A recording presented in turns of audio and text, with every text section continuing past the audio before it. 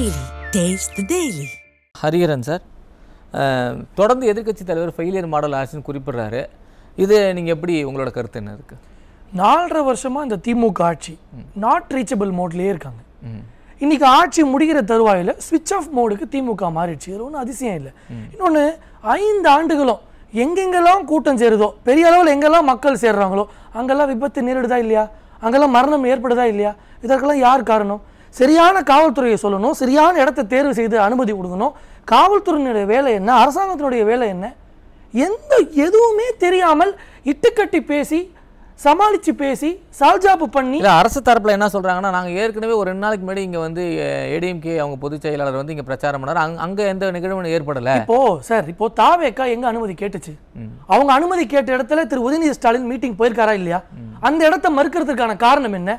திமுக கட்சிக்காரங்க வந்து மீட்டிங் பண்ணா அந்த இடத்துல அனுமதி கொடுக்குறீங்க, எங்கேயோ ஒரு முட்டு சந்தில எதிர்கட்சிகளுக்கு நீங்க அனுமதி கொடுத்து இப்படி விபத்தை நேரிட நீங்களே விரும்புறீங்களா?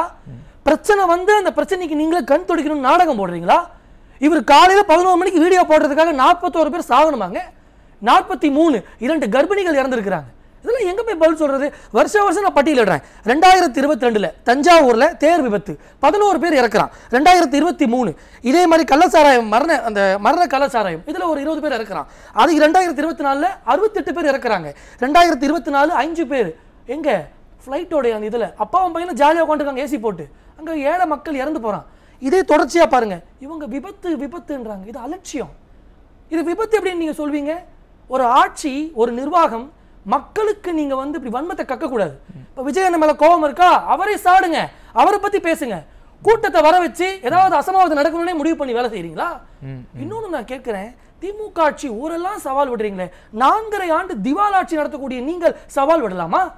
இது வெகுஜன மக்கள் கேட்பாங்களா மாட்டாங்களா? அதாவது ஆட்சிக்கு என்ன தெரியுமா சார் சவால்? ஒரு அணி, கட்சியில அணி என்று எதுக்கு இருக்கு? மக்கள் பணி செய்யதானே.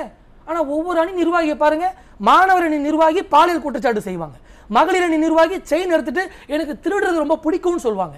ஒவ்வொரு அயலக அணியை சார்ந்த நிர்வாகி 2000 கோடிக்கு உலகளாவிய அளவில் கஞ்சா போதையும் அந்த போதை விஷயங்களை திருடி சப்ளை பண்ணி விற்பாங்க. இவங்களுக்கெல்லாம் நீங்க கூடாரம் சப்ளை பண்றீங்களா? கூடாரம் வச்சிருக்கீங்களா? போலீஸ்காரங்களுக்கு உங்களுக்கு டீலிங்கா? கேட்க தோணுமா தோணாதாங்க? நீங்க சொல்றத பார்த்தா திமுக வந்து குற்றம் செய்யறவங்களுக்கு கூடாரமா? இல்லைங்க, குற்றம் செய்யறவங்களுக்கு பாதுகாப்பு அரணா இருக்கு. நீ தப்பு பண்ணு, நான் உனக்கு இருக்க ப்ரொடெக்ஷனுக்கு தானே அந்த திமிரதானே சார் திமுக காரங்க செய்யறாங்க தொடர்ச்சியா. நான் கேட்பது, 4.5 ஆண்டுல இந்த அறிவாலய கூட்டத்தால் எவ்வளவு தமிழ்நாடு அல்லோல் படுதா இல்லையா? ஒரு இண்டெக்ஸ்லயா திமுக காரங்க இல்லாம இருக்காங்களா? ஒரு சின்ன அசம்பாவிதம் நடந்தா கூட திமுக காரங்களுடைய அந்த ஆக்டிவிட்டி அதுல உள்ள இருக்கு. விஜய் என்ன வராரு, இது வந்து ஒரு துரதிருஷ்டவசமானது அப்படின்னு முதலமைச்சர் ரொம்ப ஒரு கன்னி பேச்சு சொல்றாரு. நான் மதிக்கிறேன். அன்பில் மகேஷ் அண்ணன் பார்த்ததையும், அண்ணன் அவர் பேர் என்ன, செந்தில் பாலாஜி அண்ணன், அவர் பேரே மறக்கக்கூடிய அளவில் இருக்கு. இவரெல்லாம் பண்ண நாடகத்தை பார்த்தீங்களா இன்னைக்கு? ஒரே அழுது கபட நாடகம். ஏன் நீ 41 பேரை மரணத்தை வைத்து ஒரு அரசியல் தேவையா? இப்படி திசை மாற்றி விட்டு மக்களை நீங்கள் எதை செய்ய முயற்சிக்கிறீங்க? ஒரு எதிர்க்கட்சி செய்யக்கூடிய குற்றச்சாட்டுகள், குறிப்பா நம்மளுடைய எதிர்க்கட்சி தலைவர் அண்ணன் எடப்பாடி பழனிசாமியா இருக்கட்டும், பாஜகவுடைய தலைவர் அண்ணன் நயினார் நாகேந்திரனா இருக்கட்டும், இன்னைக்கு எதிர்க்கட்சிகள்லாம் வலுவா குற்றச்சாட்டு சொல்றாங்க. அதற்கு பதில் சொல்லுங்க. இல்ல திமுக வந்து கொடுத்த வாக்குறுதிகள் அனைத்தையும் நிறைவேற்றிடுச்சா? அது அவங்களே கேளுங்களேன். ஆளுக்கு ஒண்ணு சொல்றாங்க. இப்ப நம்ம 4 பேர் இருக்கோம், நம்ம 4 பேருமே கன்ஃபியூசிங்கா ஆளுக்கு ஒரு டேட்டா கொடுத்தானே நினைப்பீங்க? பைத்தியக்காரன் நினைப்பீங்களா மாட்டீங்களா? அதே போல கம்யூனிஸ்ட் கட்சி கூட்டணியில இருக்க கம்யூனிஸ்ட் கட்சி தலைவர் வந்து சண்முகமே சொல்றாரு, திமுக அவர் ஸ்டாலினுக்கு கணக்கு தெரியல, அப்பவோ மாத்தி ஒன்னு சொல்லிட்டு இருக்காருன்னு சொல்றாரு. பரவாயில்ல, கம்யூனிஸ்ட் கட்சி வந்து திமுக அலுவலகத்திலிருந்து காலி பண்ணி வர மாதிரி தெரியுது. திருமாவளவன் அலுவலகத்துல காலி பண்ணி திமுக ஒரு ரூம் வாங்கிக்கிட்டாங்க. காரணம், திமுக எதை பேசுகிறதோ அதையே பேசக்கூடிய ஒரு பாங்கை வச்சிருக்காங்க. இன்னும் காங்கிரஸ் கட்சிலாம் பாத்தீங்கன்னா திமுக பேசுறதோட விட்டுருவாங்க. காரணம், அதே தான் இவங்க பேச போறாங்க. கொள்கையே இல்லாத இவர்கள் கொள்ளையடிப்பது மட்டுமே ஒரு மைண்ட் செட்டா வச்சுக்கிட்டு 4.5 வருஷம் மக்களுக்கு என்ன செய்தீங்கன்ற தர்க்கத்தை திமுக பேசுமா? எதிர்க்கட்சிகளை நீங்கள் விமர்சியுங்கள், தவறில்லை. ஆனால் ஒரு நியாயம் வேணாமா? நான் இதெல்லாம் பண்ணியிருக்கேன், எடப்பாடி அண்ணனும் அண்ணன் நயினார் நாகேந்திரனும் அபாண்டமா குற்றச்சாட்டு சொல்றாங்கன்னு சொன்னீங்கன்னா மக்கள் ஏற்க போறாங்களே? அடிப்படை குடிநீர் வசதியிலிருந்து, அடிப்படை சாலை வசதியிலிருந்து, அடிப்படை தேவைகளையே பூர்த்தி பண்ணாத ஒரு அரசு இப்படி நீங்க அட்டூழியம் செய்யலாமா? ஊருக்கு போய் பேசலாமா? இன்னைக்கு அப்பாவும் பையனும் அவ்வளவு தர்க்கம் பண்ணி அவ்வளவு பேசுறீங்க, அங்கங்க நிதி கொடுக்குறீங்க. இதே முதலமைச்சர் ஓடி வராரு, நீங்க வேங்கை வயல் பிரச்சனைக்கு போனீங்களா? திருவண்ணாமலையில விவசாயிகள் பாதிக்கப்பட்டு நின்னாங்களே, அங்க போனீங்களா? தென் மாவட்டங்களில் மழையினால் பாதிக்கப்பட்ட அந்த விவசாயிகளை சந்திக்க போனீங்களா? இதுல தான் அரசியல் இருக்குன்னு சொல்றீங்களா? அரசியல் தாங்க, முற்றிலும் அரசியலுங்க. விஜய் அவர்கள் யாராவது ஒருத்தர் நினைப்பாங்களா? அவரே ரொம்ப வாடிய முகத்தோட பேசுறாரு. நம்ம வந்து ஒரு மனிதாபிமானம் பார்ப்போம். அதுலயும் வந்து ஒரு அற்ப அரசியல் திமுக செய்து எடப்பாடியோட பிரஸ் மீட் எடுத்து பாருங்க, பிஜேபி தலைவரோட பிரஸ் மீட் எடுத்து பாருங்க, எவ்வளவு கனிவா சொல்றாங்க அவர்களுக்கு நீதி வேண்டும், அவர்களுக்காக நிப்போன்னு சொல்லி நம்மில் ஒருவராக பேசுறாங்க. தெரியுதா இல்லையா? திமுக காரங்க பேசுற ஒவ்வொரு அந்த இன்டர்வியூ எடுத்து பாருங்களேன், நாடகம்.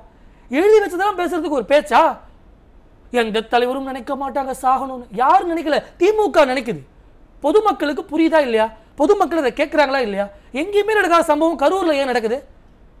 உடனே கேட்கிறாங்க, ஓ அப்ப நீங்க நடக்கணும்னு நினைக்கிறீங்களா? ஒரு குழப்பமா பேசிக்கொண்டு திமுக காரங்க மக்களையும் குழப்பி கட்சிகளையும் குழப்ப நினைக்கிறாங்க. அதை குட்டையை குழப்பி மீன் பிடிக்க முயற்சிக்கிறாங்க. திமுகவுடைய கரூர் சம்பவம் ஒரு பக்கம் இருந்தால் கூட இந்த திமுக அரசு மக்களுக்கான தேவையை பூர்த்தி செய்ததான் நான் கேட்கிறேன். எங்க சார்?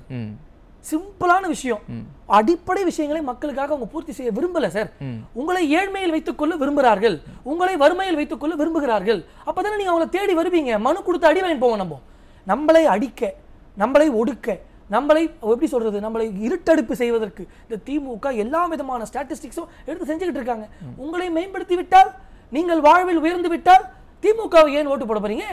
யோசிக்க தொடங்கி விட்டால் மொழி விஷயத்துல ஆரம்பிச்சு அப்படி மக்கள் அந்த மாதிரி இருக்கிற மாதிரி தெரியும். டெய்லி போராட்டம் நடந்துகிட்டே இருக்கு சார். போராட்டம் நடந்தால் இவர்கள் கண்டுகொள்ளாம இருப்பாருங்க.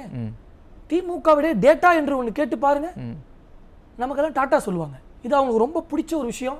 எந்த பிரச்சனை, சின்ன சின்ன ஏழைகள், தூய்மை பணியாளர்களாக இருக்கட்டும், ஒரு செவிலியர் போராட்டமா இருக்கட்டும், ஆசிரியர் போராட்டமா இருக்கட்டும், கண்டுக்கவே மாட்டாங்க. நீங்க சொல்ற மாதிரி பந்தாவா சொல்றாரு சட்டசபையில, நாங்கள் எல்லா போராட்டத்துக்கும் அனுமதி கொடுத்தோம். வெக்கமா இல்ல?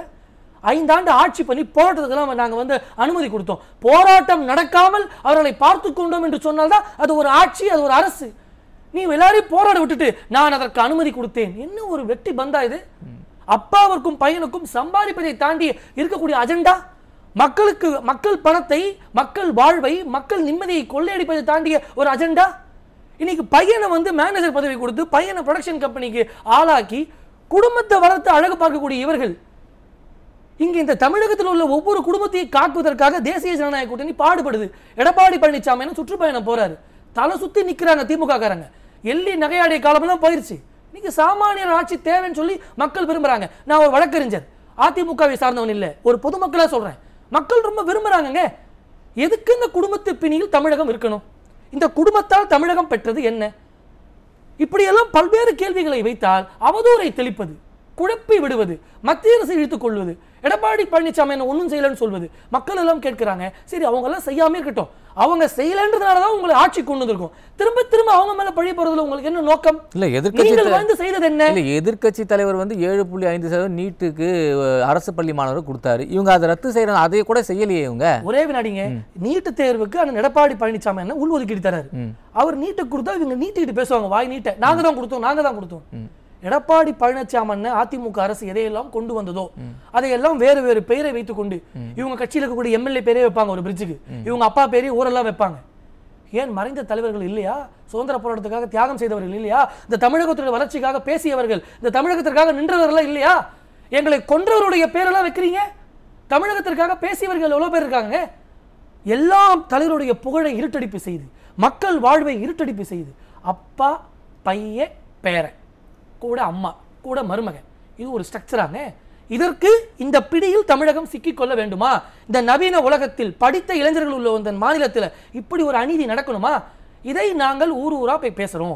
தேசிய ஜனநாயக கூட்டணி மக்களை எஜுகேட் பண்றதுக்கு விரும்புறோம். அதை பிடிக்காமல் எங்களுக்கு பர்மிஷன் தரலனா எத்தனை நாள் நீங்க ஆட போறீங்க? அண்ணன் ஜவஹர்லி சொன்னது போல இன்னும் 6 அமாவாசை தான். 6 மாதம் கழிச்சு உங்களை யார் சீண்ட போறா? நன்றி. சொந்த கட்சிக்காரரை திட்டக்கூடிய கட்சியாக திமுக இன்னைக்கு இருக்கிறதாக நான் பதிவு பண்றேன். நன்றி சார். ஹரிஹரன் ராஜு சார், உங்க நிறைய கருத்து. 4.5 வருஷம் பொறுப்பற்ற நிர்வாகத்தால் பொதுமக்கள் பெரிய அளவில் பாதிக்கப்பட்டிருக்கிறாங்க. இன்னொன்று, பேச திணறுகிற தலைவர்கள் பேச்சையெல்லாம் கேட்க வந்து 41 உயிர்கள் இன்னைக்கு மூச்சு திணறி இறந்துருக்குது. அதற்கு என்னுடைய வருத்தங்களை தெரிவிக்கிறேன். இன்னொன்று, ஒரு திமுக ஆட்சி அப்படின்றது ஒரு சின்ன உதாரணத்தை சொல்லிடலாம். ஒரு கார் எப்போ சார் மூவ் ஆகும்? ஃபர்ஸ்ட் கியர் போட்டால் கார் முன்பக்கமாக மூவ் ஆகும். ஆனால் திமுக ஆட்சி ரிவர்ஸ் கியர் போட்டுருச்சு. தமிழ்நாடு 2021 இருந்த நிலைமையிலிருந்து ரிவர்ஸ் கியர் போட்டு ஒரு 20 வருஷம் பின்னாடி கொண்டு போகக்கூடிய வேலைகளை திமுக சிறப்பாக செய்து, மத்திய அரசை குறை சொல்லி, இதற்கு முன் ஆட்சியில் இருந்த அதிமுகவை குறை சொல்லி, அந்த நாடகத்தை எல்லாம் நடத்தி ஏமாற்றாமல் தான் என்ன செய்தேன், தான் குடும்பம் இந்த நாட்டிற்கு என்ன செய்தது, சதி செய்ததை சொல்ல வேண்டாம், மக்களுக்கு செய்ததை சொல்லுங்க. இதையெல்லாம் சொல்லி வரும் தேர்தலை சந்திக்காவிட்டால் திமுக 2016-11 ஐயா கேப்டன் அவர்கள் பண்ண அந்த சூழ்நிலை வாறு இந்த முறை எதிர்க்கட்சி அந்தஸ்து கூட திமுக இல்லாத சூழ்நிலை மாறினாலும் ஆச்சரியத்துக்கு இல்லை. எதிர்க்கட்சிகளுடைய கருத்துக்களை, எதிர்க்கட்சிகளுடைய கூட்டங்களை நீங்கள் எத்தனை முறை புறக்கணிக்க முயற்சி செய்தாலும் மக்கள் உங்களுக்கு எதிரி ஆயிட்டாங்க. நீங்கள் எங்களை எதுவும் செய்ய முடியாது. எதிர்க்கட்சிகள் எங்களுடைய குரலை பதிவு செய்வோம், மக்களின் குரலாக பதிவு செய்வோம். தமிழக மக்கள் ரொம்ப தெளிவாக இருக்காங்க. இந்த திருடர்கள் கையிலிருந்து நாம் காக்கப்பட வேண்டும், நாம் தப்பித்துக் கொள்ள வேண்டும் என்று மக்கள் முடிவு பண்ணிட்டாங்க. அதனால இவங்க எங்களுக்கு விடியெல்லாம் தர வேணாம், உங்க ஆட்சியை முடித்துக்கொண்டு வீட்டிற்கு போகல் என்பதை அன்போடு தெரிவித்து நன்றி. நன்றி சார்.